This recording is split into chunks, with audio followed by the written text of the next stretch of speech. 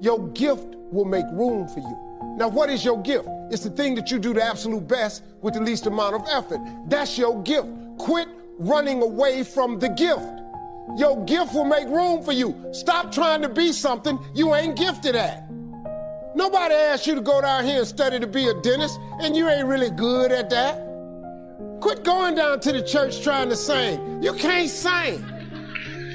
Now, just because they let you sing at the church, you're not finna, ain't nobody else finna go with this. Because, come as you are, the Lord loveth a cheerful giver, all that. We don't apply scriptures out here. You come to the Apollo and you can't sing, we got something for your ass up there. Period. Listen to me. All of you have this gift. Identify it. It's the thing that you do the absolute best with the least amount of effort. That's what you should be doing. You're wasting your time pursuing your passion. The Bible does not mention passion. It mentions your gift. What are you gifted at, and do that? Stop tripping. You can do that. If you fry chicken better than everybody you know, you ought to be somewhere frying chicken. People make millions of dollars frying chicken. Popeyes, Kentucky Fried Chicken, El Pollo Loco. All they doing is making chicken. They just found a way to do it. Somebody just started making chicken. You know the story of Marie Callender's? Do you know what this woman did, man? She worked for a diner, a greasy spoon diner that was going out of business. It was her only job. She was a single mother. It was her only job. She needed that job, but the diner was gonna close. So she went to the owner of the diner and said, let me bake one of my pies. People like my pies, and see if I can help you make a little money. He said, whatever, bring it in. She bought one pie in. They sold every slice. The next day, the people came in and asked for the pie. She had to go home and make another pie. The next day, so many people asked for the pie, she had to make 4 pies. Then people started saying, can I buy my own pie? She made so many pies at this store that she eventually saved her money and put a commercial oven in her house. Now, she done made so many pies, the dude's shop, he ain't selling hamburgers no more. All he's selling is them damn pies. That's how Marie Callender got started. Marie Callender now has over 120 restaurants. You can't go to no frozen food section without seeing Marie Callender in there. You know what she started with? A pie. One pie. The dude that, when I had hair, when I had that world famous lining with that box cut, when I was Steve Hightower, Kings of Comedy, when I had that hair, the dude that cut my hair, I met him in 1986. He cut my hair for $10. I remembered him. When I got on TV, I had hired. He came out there, he started making $300 a haircut. I paid him $10. He had been with me so many years that he was making $1,500 per haircut. I was getting my hair cut 4 times a week for television and touring. I paid him $1,500 each time. He was making $6,000 a week. You know what he was doing? Cutting hair. That same haircut I paid $10 for in '87. This dude was cutting it now for me for $1,500. I cut my hair off. We had to put him on suicide watch for a little while. But then let me tell you what he did. I paid him a chunk of money for being with me all these years. Gave him a severance pay. Told him good luck. Guess what this dude got now? He got 4 salons and he owned 2 barber colleges. You know what this dude make now? $3.6 million a year. You know what he do? He cut hair. He cut hair. He don't do nothing else. That's his gift. Friend of mine we grew up with. All he did was cut grass. He had a single blade lawnmower that he pushed. He was so good at it, he could raise the blades up and lower them. He could cut patterns in your grass. We little, I'm going, hey man, we going swimming. Now I gotta cut Miss Jackson grass. He could cut patterns in your yard. He could put your initials in your grass. As a little boy, $2 for the front, $2 for the back, $4. We used to laugh at him all the time. Well, let me tell you what we laughing at now. He got a landscaping company in Cleveland. You know how much this boy making? $4 million a year. You know what he do? He cut grass. He got 38 trucks. He got all the contracts in the city, malls, corporations. And when it snow outside, he do such a good job cutting the grass, he put plows on the front of his trucks, and he got all the snow removal contracts.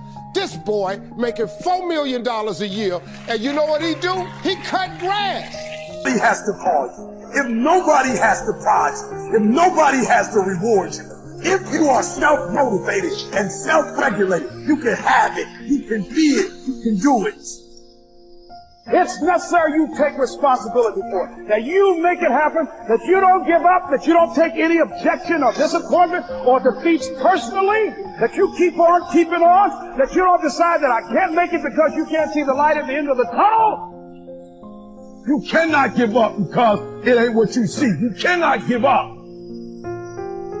When you get to the point where enough is enough, when you get to the point where it hurt real bad, when you get to the point you can't take it no more, when you get to that point, doors start opening, opportunities start happening. But what you cannot do is you cannot quit doing the process. The earlier you get in the game and get on track, the better life you're gonna have. It's you. You got to make that happen. The first step before anybody else in the world believes it is you have to believe it. There's no reason to have a plan B because it distracts from plan A.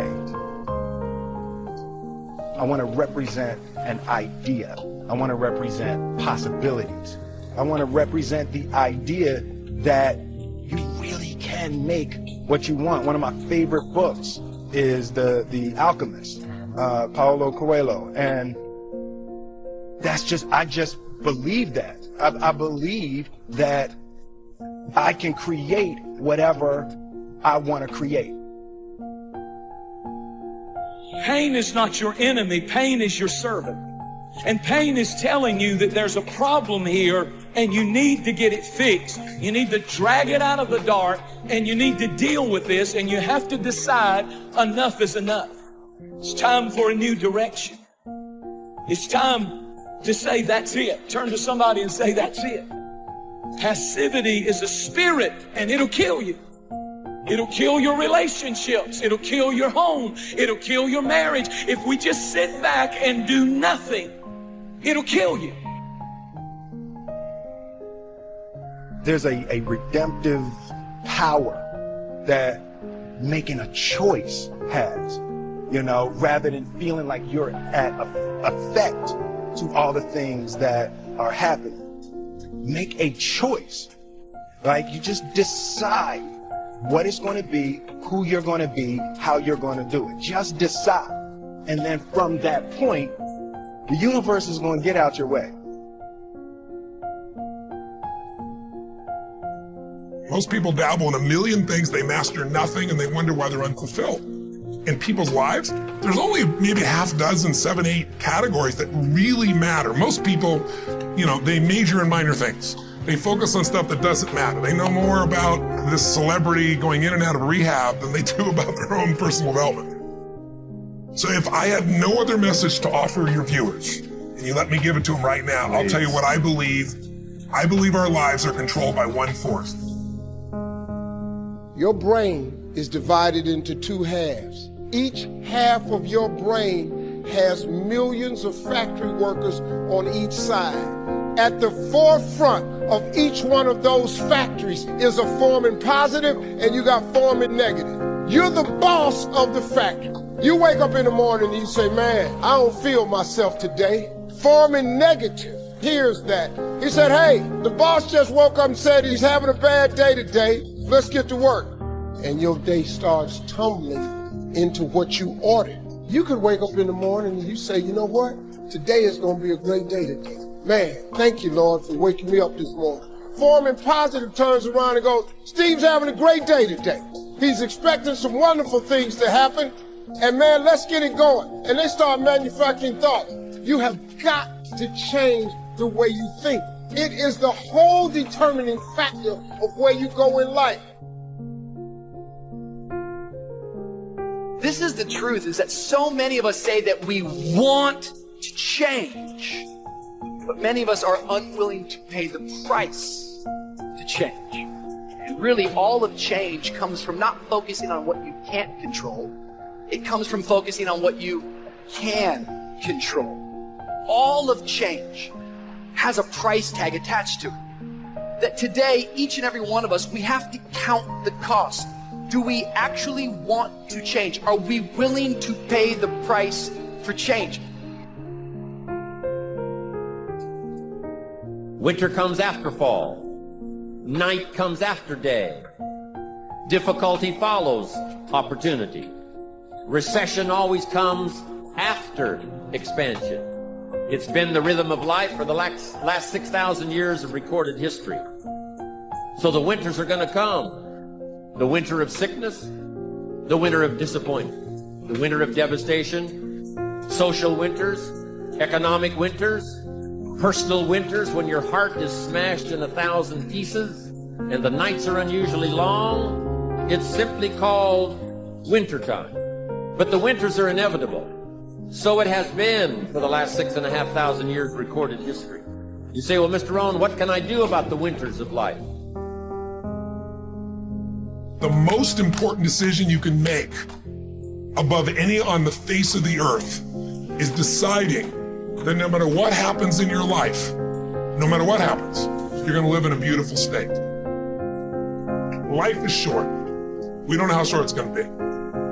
But if you only had a week to live, I bet you wouldn't allow yourself to suffer over a little crap that makes you crazy normally. I think you would probably spend time with those you love. You would do what you love.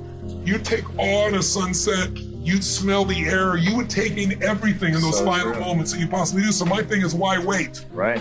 Why wait? Why not just decide that if I start to suffer, I know the solution, because suffering is me obsessing about me. You might say, it's not me, I'm worried about my kids because they're not doing well. No, you're worried that you haven't done enough for your kids. It's about you still, right? Yes. You know, you're worried about what was done or what you should have done or what shouldn't have done. And you can end that in an instant by becoming aware of it and saying, I have made the most important decision of all. Right. I'm gonna live in a beautiful state. You know, there are many influences on us. One is the influence of the past. Some people are always pulled back by the past. Some people are always pulled aside by the distractions. But here's what's powerful. If you have a list of high purpose in your life, it pulls you toward the future. And the more powerful the purpose is, the stronger it pulls. And here's the other great advantage if you have purpose for the future. It pulls you through all kinds of challenges and all kinds of difficulties. If you don't have these strong purposes for the future, it's easy to get swallowed by a bad day. It's easy to be almost annihilated by a poor month. And it's easy sometimes to almost disappear beneath the waves of a year that goes backwards if you don't have something to pull you beyond that year. So if you want something to pull you through all kinds of challenges, all kinds of difficulties, and things that come at you, you got to have something on out there, beyond today, beyond next week, beyond next month, beyond this year, that pulls you into the future. And the clearer it is, the stronger it pulls. The more dynamic it is, the more it affects your life, your spirit, your heart, your soul. It also creates imagination. It gets your mind working on how to achieve that purpose. And if your mind will work, and if your heart works, and if your spirit works, and if you have good input, like good ideas, I'm telling you, there isn't anything you can't accomplish. Until you're willing to bleed to make your dream become a reality, your dream will be just that, a dream. See, so many people talk and talk and talk, but very few walk and walk and walk, and turn their walk into a jog, and their jog into a sprint, which is okay. But the problem is, they resent those of us who made the choice to put ourselves in position to hoist the banners. They resent those of us who made the choice to keep pushing, even when our skin got a little moist, because we understood that that moisture, aka sweat, would eventually build, and all of that sweat equity would allow us to never sweat or worry about struggle. That sweat equity would allow us to never sweat, worry, or stress, because winners like us chose to bury all of our fears. Winners like us chose to bury all of our doubts, all of our indiscretions, and we took all of our life lessons and refurbished, repackaged, recreated, and reused all of the pain, all of the hurt, all of the failure, all of the setbacks, and turned them into get-backs. And that's why we continuously get back up and will always get back up. When life pops up and pops us in the mouth, we may drop and we may go down, but it's never for the count. You can bet your bottom dollar that you can count on winners like us to always come through in the clutch. The separation of talent and skill is one of the greatest misunderstood concepts for people who are trying to excel, who have dreams, that want to do things. Talent you have naturally. Skill is only developed by hours and hours and hours of beating on your craft.